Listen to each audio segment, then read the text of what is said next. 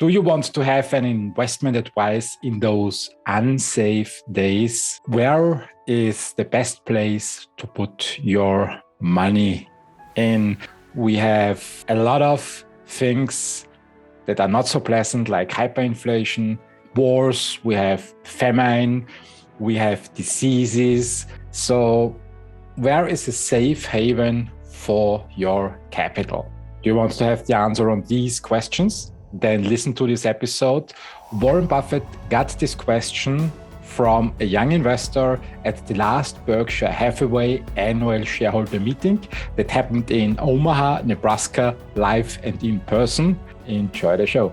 If you had to pick one stock to bet on.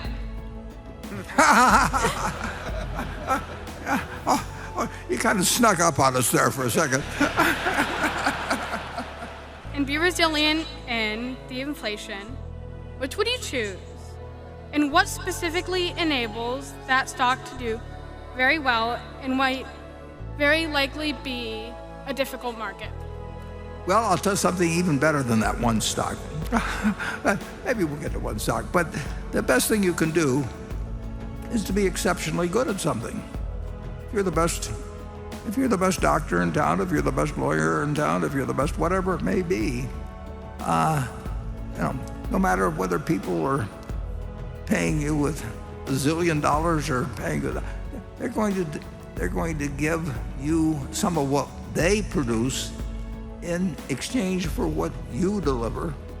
And if you've got it, and if you're the one they pick out to do any particular activity, sing or play baseball or be their lawyer, whatever it may be, whatever abilities you have can't be taken away from you. They can't actually be inflated away from you.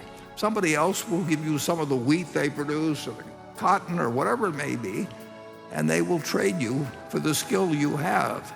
So the best investment by far is anything that develops yourself. And again, not taxed, so that's what I would do. I got some advice for you too. When you have your own retirement account and your friendly advisor suggests you put all the money into Bitcoin, just say no.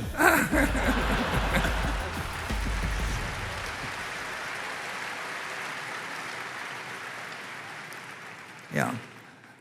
Nobody can take away from you the talent you have. I mean, and the truth is that the world will always be willing.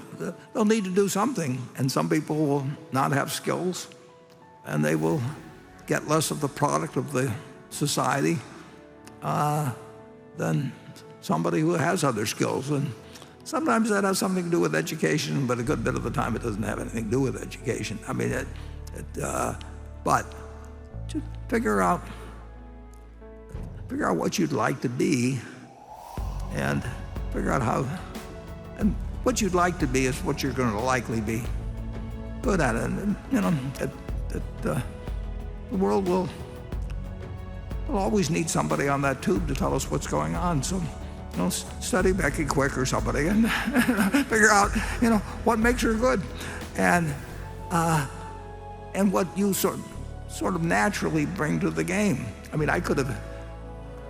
Who's the guy that says you got to spend 10,000 hours doing this or that? And then Malcolm Gladwell, would say just spend 10,000 hours on something. Well, I could have spent 10,000 hours trying to become a heavyweight boxer, but I don't think I'd have felt very good at the end of the 10,000 hours. I mean, you stumble in to what you really like doing, what you're good at, what is useful to society, and then it doesn't make any difference whether the dollar bill, is now worth, in terms of the purchasing power, a cent or a half a cent or a hundredth of a cent. If you're the best doctor in town, they'll bring you chickens, whatever they may do, but they can't take it away from you. And my guess is that if you've come to 5 meetings, you've got a very good future ahead of you. I mean, that shows it. It self-selects. I mean, if you want to sell a piece of yourself, we'll buy that as the best investment we can make. We'll take 10% of your future earnings, and we'll give you a cash payment now, and we'll have a terrific asset. And you can have 100% of your future earnings, and if you make it, develop your talent, maybe you'll be a great dancer. People pay money to watch great dancers. We had Fred Astaire and his sister Adele that came from Omaha. Their name was Austerlitz then, but they could dance.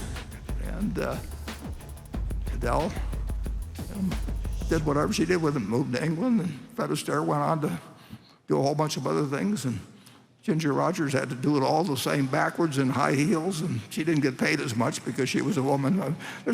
But you're going to do just fine. I bet a lot of money on you. Okay, Becky?